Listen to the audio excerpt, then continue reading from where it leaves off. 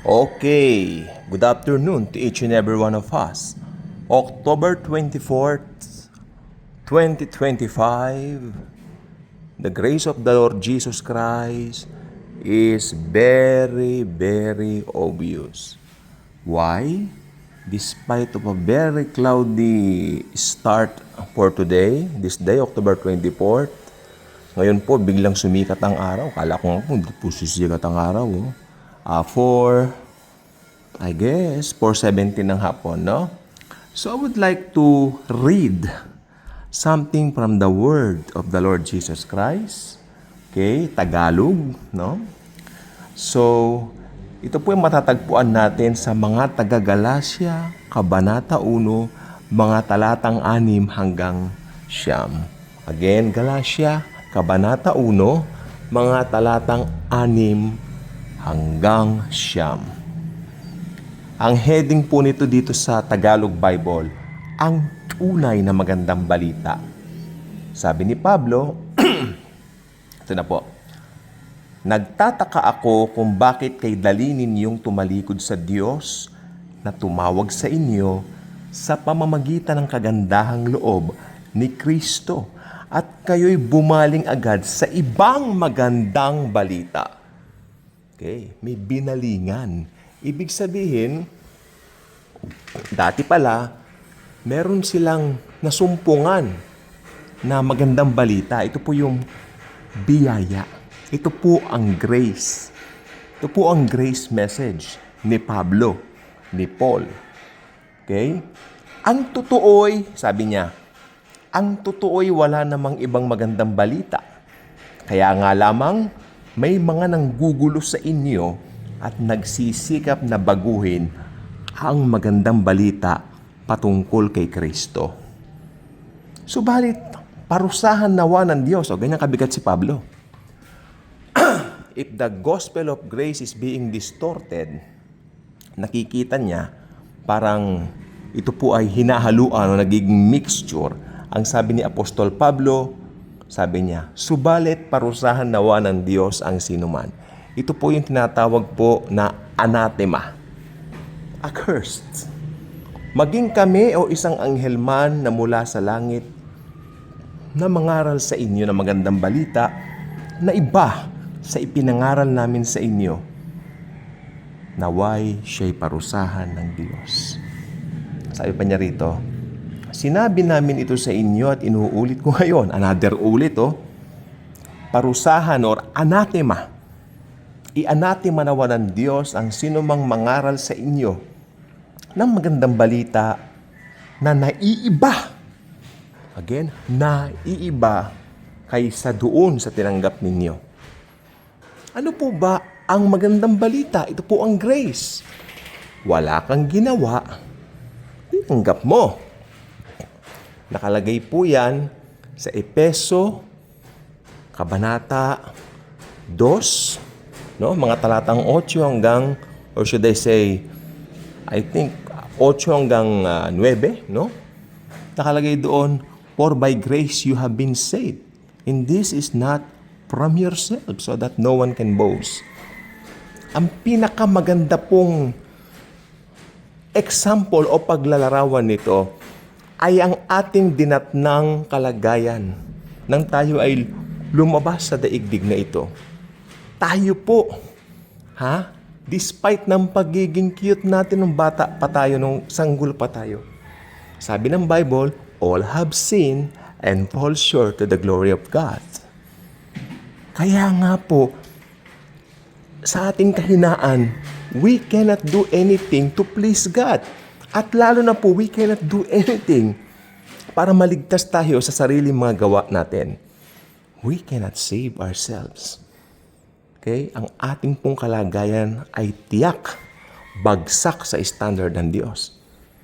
Kaya yung mga naniniwala na they can please God by their own doing and all that. You know what? That's bad news. Because despite nagpakahirap ka to please God here on earth, ang ending mo pa rin ay dagat-dagatang apoy. Bumaba ang Diyos anak na si Jesus upang bayaran ng kasalanan natin. Or should I say, ilang kasalanan bang binayaran ng Panginoong Hesus? Some or all? Nabibilang ba ang binayaran niya mga kasalanan o lahat? Ang sagot, lahat. All. Past, present, future. Binayaran niyang lahat. Dahil Diyos siya, habang nakapako siya sa krus ng Kalbaryo, nakita na niya yung mga tatanggap sa Kanya bilang Lord and Savior pagdating ng araw. Jesus Christ is a very different person. Meron po siyang dual nature. 100% God and 100% man. Okay? Sa Bible School, ang tawag namin dyan, hypostatic union. Okay? And nung nag-Bible School kami dati, that is one of the most exciting part na talagang excited ako na aralin, no? Jesus Christ, kasi may mga ibang theory dati. Sabi nila, 50% God, then 50% man. Nope. 100% God and 100% man. Therefore, Jesus Christ alone is the perfect Savior of humanity, of whole mankind. You cannot save yourself. Kaya nga po, galit na galit si Pablo doon sa mga naghahalo ng kanilang gawa. We call that perverted or mixture. Okay? Mixture. Kasi hinaluan mo That's something you can do. Okay? Ito po, makinig po kayo mabuti. Okay? Isa po sa magandang katotohanan ng grace, double S po tayo. Double S.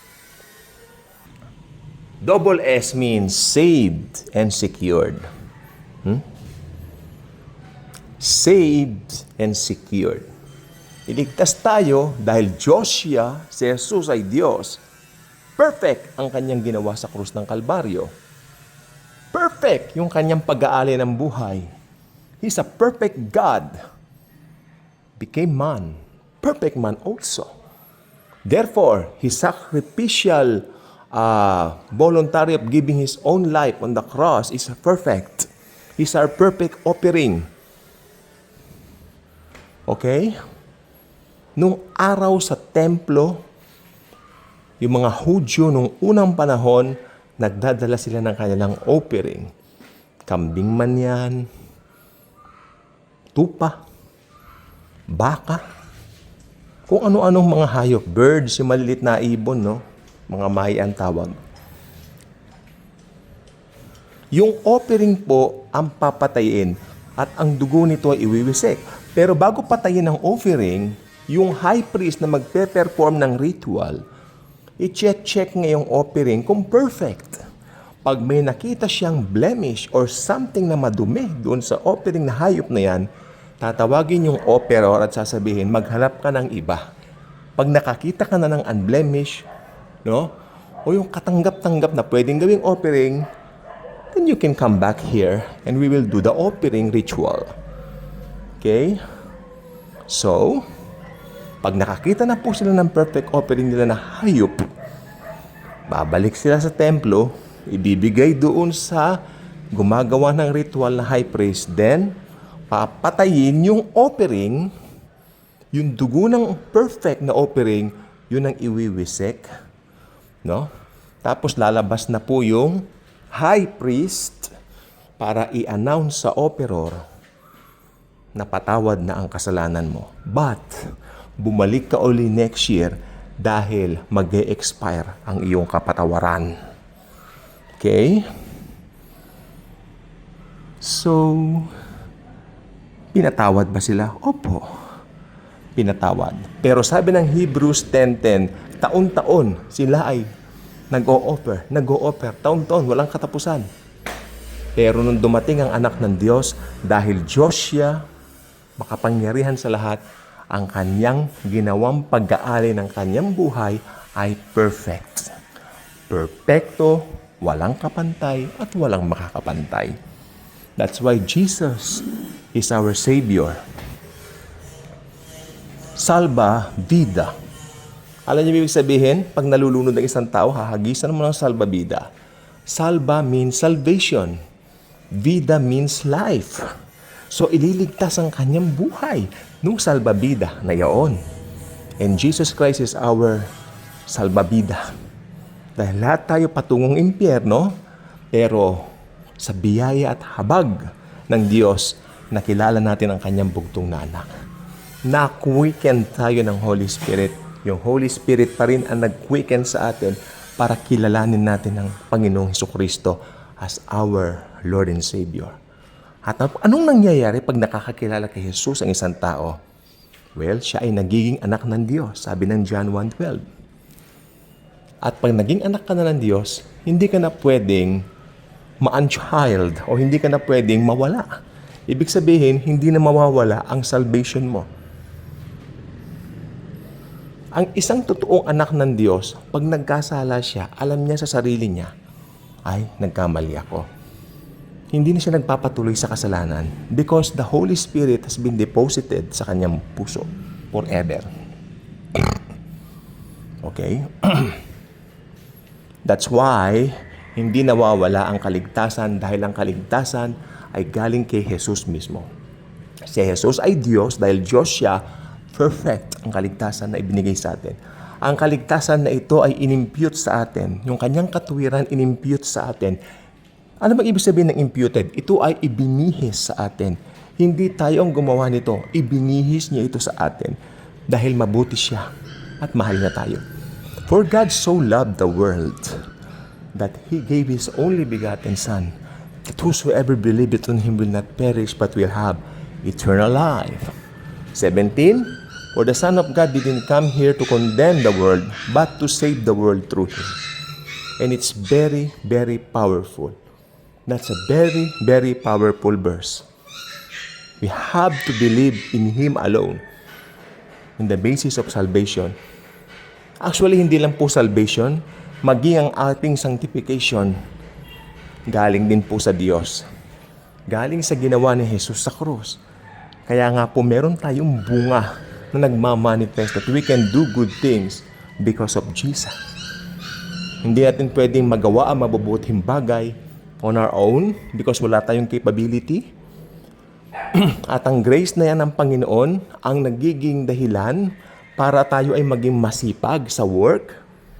Medyo tinatamad ng nga po ako minsan magtrabaho dahil minsan kasi yung trabaho po kasi namin, ang nature, sa lupa po yan, minsan maganda, minsan hindi, pero patuloy lang po, nandiyan ang grace of God. Kaya minsan maski malayo, pupuntahan namin dahil sa biyaya ng Panginoon na nasa amin. It's not dahil sa work namin, kundi ang nagwo-work sa amin. Sabi nga ni Pablo, not I, but the grace of God tuloy, but the grace of God living in me. And the gospel is, wala kang ginawa, binigay sa iyo ang gospel. Ang grace. That's why you are a child of God. Kaya galit si Pablo sa mixture. Galit si Pablo sa mga naghahalo ng kanilang works para i-please ang Diyos o para mas masahol doon sa mga nag-aangkin na ililigtas sila ng kanilang gawa. If you believe that you can lose your salvation, therefore, you do not believe the finished work of Christ at all. Because if you believe truly in His finished work on the cross, you will never ever entertain the thought of losing it, even 1 sec. It's all about the true gospel. That's why, sabi ni Pablo, ulitin ko, Galatia 1:8, kung sino man ang mangaral ng ibang gospel, let him be accursed. Let him be anathema.